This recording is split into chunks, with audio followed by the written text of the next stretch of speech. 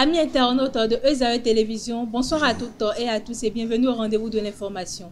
À la une de l'actualité, coup de projecteur sur la pré-finale de la Voix d'Or, une étape cruciale où les 7 finalistes ont relevé le défi de valoriser leur culture.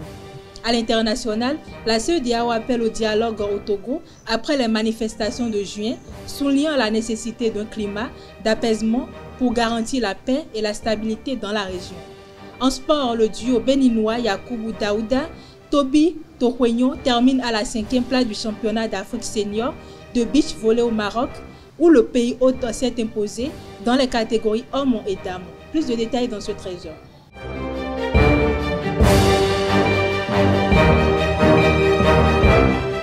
À nouveau, bonsoir mesdames et messieurs. Comme je l'ai annoncé tout à l'heure dans le sommaire, coup de projecteur sur la pré-finale de la Voix d'Or, une étape cruciale marquée par l'authenticité et le dépassement de soi. Les 7 finalistes encore en lice ont été mis à rude épreuve avec un double défi. Mettre en lumière leur identité culturelle puis se confronter à un registre exigeant, celui des chants traditionnels du Nord Bénin. Une épreuve à forte intensité entre émotions, difficultés linguistiques et surprises scéniques. Retour sur cette soirée mémorable où la tradition a donné le ton. Au micro de Mouidine Lawaniel Vikungbe-Toria Bel-Ojo. La pré-finale de la Voix d'Or s'est révélée être l'étape la plus mouvementée et la plus exigeante de la compétition jusqu'ici. Cette phase, marquée par de nombreux changements, a mis les 7 candidats face à un véritable défi. Prester d'abord en duo et en trio, ensuite défendre leur culture à travers des prestations valorisant leurs origines, avant de se mesurer à un 3e passage centré exclusivement sur le répertoire traditionnel du Nord Bénin.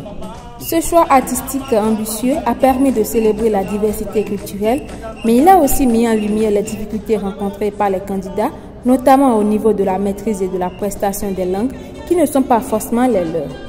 Malgré leur talent, plusieurs ont peiné à s'approprier ces sonorités parfois éloignées de leurs univers habituels, ce qui a suscité des tensions et de nombreuses remises en question. Cependant, au-delà des obstacles, cette pré-finale a permis de révéler la capacité, l'adaptation et la détermination des candidats à se surpasser et à sublimer à travers des répertoires souvent complexes. Ce moment fort restera gravé comme l'une des étapes les plus riches et les plus formatrices de la Voix d'Or, offrant au public une immersion rare dans la richesse musicale béninoise. Pour prévenir de nouvelles tensions liées à l'organisation de la fête traditionnelle de Dila à Akaradé, le préfet de la Donga, Jacques Roland Amadou, a accordé un délai de 2 semaines aux dignitaires religieux afin de parvenir à un consensus. La décision a été prise lors d'une rencontre tenue le 1er juillet 2025 à Djougou. L'objectif est de favoriser un climat de paix et de cohésion sociale après les tensions observées lors de l'édition précédente, autant pour moi. L'administration préfectorale promet de suivre de près le processus de médiation. À la suite des accusations de détournement de fonds dans les secteurs de l'eau et de l'énergie à Parakou, le Haut Commissariat à la prévention de la corruption a réagi.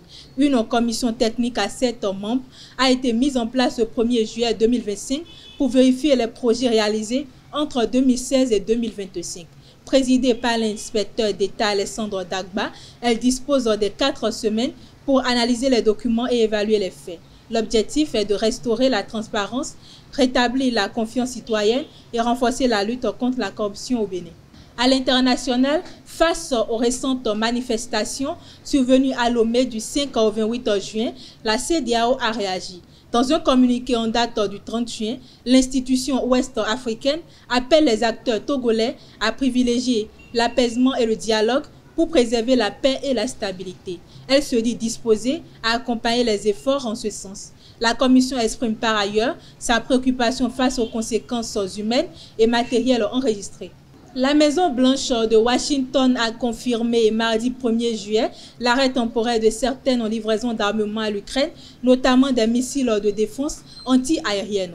Une décision motivée par la préoccupation croissante liée à la diminution des stocks de munitions américains. Cette décision a été prise pour mettre les intérêts de l'Amérique en premier, a expliqué Anna Kelly, porte-parole adjointe, évoquant une réévaluation par le Pentagone de l'aide militaire fournie à divers pays. En sport, le duo béninois Yakubu Daouda, Toby Tokwenyon a décroché une brillante 5e place au championnat d'Afrique senior de beach volley 2025 tenu à Martil au Maroc. Après un parcours sans faute en phase de groupe, les Guépards ont été stoppés en quart par les futurs champions marocains avant de remporter les matchs de classement. Le Maroc s'est imposé dans les 2 tableaux, hommes et dames. Le Bénin pourrait espérer une qualification mondiale prévue en Australie en novembre. Et pour boucler cette édition, la Ligue a dévoilé son calendrier pour la saison 2025-2026. Le premier classico entre le Real Madrid et le FC Barcelone se jouera au Santiago Bernabéu le week-end du 25 au 26 octobre 2025. Le match retour est prévu au Camp Nou lors de l'avant-dernière journée, les 9 au 10 mai 2026. Une double confrontation très attendue, d'autant que le Barça avait dominé tous les classicos la saison passée, s'offrant un doublé Liga, Coupe du Roi. Mesdames et messieurs, c'est tout pour ce 13h. Merci de m'avoir suivi. À très bientôt.